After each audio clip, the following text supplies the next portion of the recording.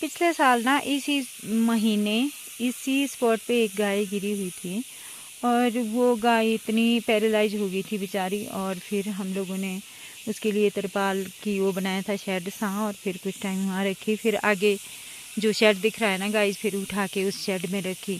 तो घास पानी वगैरह उसको देते थे, डॉक्टर से इलाज करवाया, डॉक्टर आता था डेली इंजेक्शन लगवाता था, लेकिन वो ठीक ही नहीं हुई।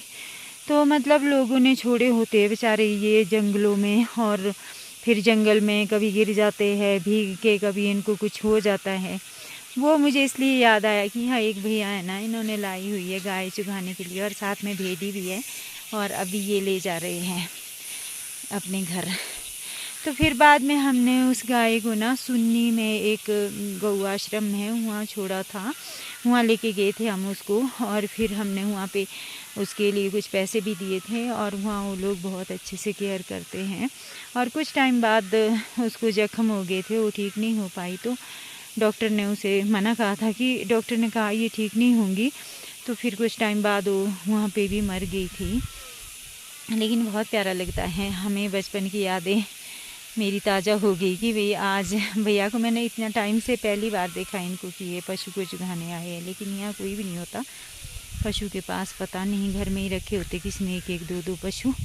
बाकी ये पहली बार देखा मैंने इनको कि गाय को चुगाने आए हुए हैं। तो बहुत अच्छा लग रहा है। हमें भी बचपन में भेजते थे मम्मी वगैरह, और हम भी खूब मस्ती करते थे, खूब खेलते थे, गाय को चुगाने ले जाते थे, फिर वापस लाते थे। पहले तो बैल भी होते थे, हल जोतते थे खेतों में, और वो होते थे गेहूँ वगैरह कणक वगैरह जो लगाई होती थी उसके लिए भी जो खलवाड़ बनाए हुए थे ना, खलैन बोलते हैं हमारे, वो बनाए होते थे। तो फिर उसमें गेहूँ भी करते थे, मतलब बैलों को छोड़ते थे उसमें। तो ऐसा होता था। और पहले का ज़माना कितना अच्छा था ना।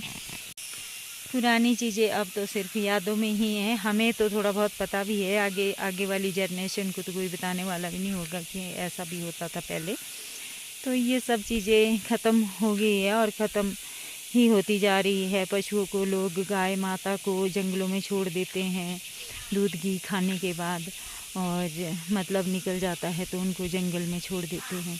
तो बहुत ही पता नहीं क्या हो गया है, मेरा मन तो बहुत दुखी होता है। मैं सोचती हूँ कि भगवान कभी मेरे पास इतने पैसे होते तो मैं कम से कम गाय के लिए तो कुछ करती। जैसे ये छोड़े होते हैं तो सर्दियों में सबसे ज़्यादा दिक्कत होती है, तो इनके लिए मैं कुछ करती, ऐसी जगह कहीं गौशाला बनाती जहाँ उनको रखा जाता।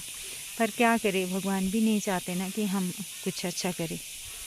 तो ये अपनी भावनाएं मेरी जो मैं आपसे शेयर कर रही हूँ।